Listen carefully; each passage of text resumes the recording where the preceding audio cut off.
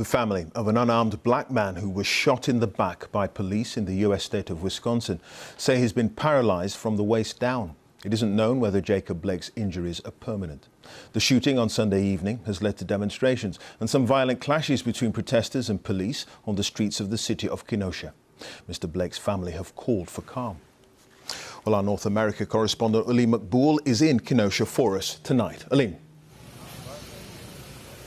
Yeah, a state of emergency has been declared here in Wisconsin with more protests expected tonight. But we've just had a heartbreaking news conference really by Jacob Blake's family right here, particularly from his parents, his father breaking down in tears, his mother extremely graceful, talking about healing and peace, in spite of the fact that her son is currently in surgery and, in the words of their lawyer, it'll be a miracle if he ever walks again.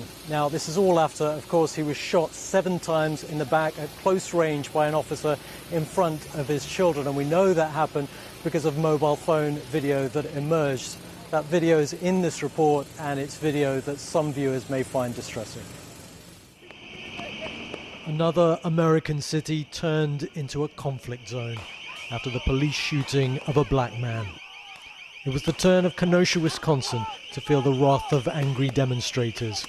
The start of a curfew only made more pour onto the streets to confront police, who reacted with force. Well, it's got extremely tense since the curfew passed. You can see tear gas, pepper spray being fired by the police outside the courthouse here. It's being thrown back by some of the protesters who've been lobbing plastic water bottles, sometimes even fireworks fired at the police. And demonstrators were undeterred and caused more destruction.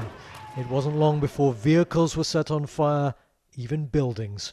Many told us they felt this was the only way people would take notice of them. Feels like a breath of fresh air, honestly, because we finally get to say what we've always wanted to say to them. I've been stopped and harassed by the police many times in my own town, and just because I look like someone that I'm not. And I don't want to feel that way.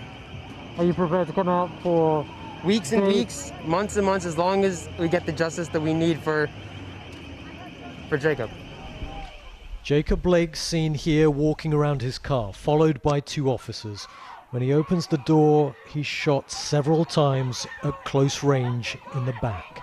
His children were in the vehicle at the time.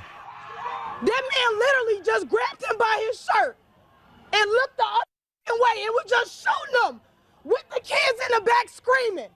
We're encouraging people to protest peacefully, not to be destructive. We want justice, and we want proper justice. But the protesters didn't heed that plea. By day, it was clear to see the destruction of government buildings and millions of dollars of damage to many private businesses.